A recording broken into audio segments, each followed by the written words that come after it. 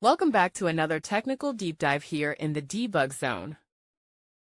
Today we're tackling a big question and breaking it down with insights from other users. Hopefully this clears up some misconceptions and helps you get the answer you need. So buckle up, stay a little curious, and let's jump right in.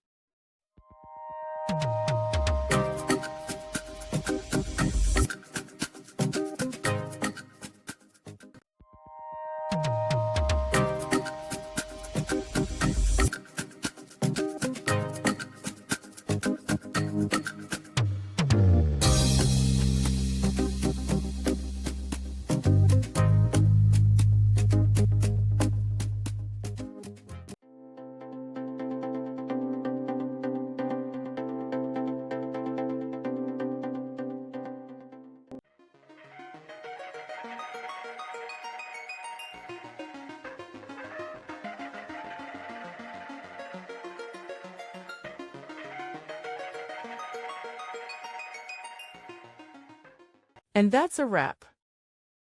I hope you found the answer you were looking for. If you did, take a second to hit that subscribe button. It really helps out. And let me know in the comments which solution worked best for you. See you next time in the debug zone.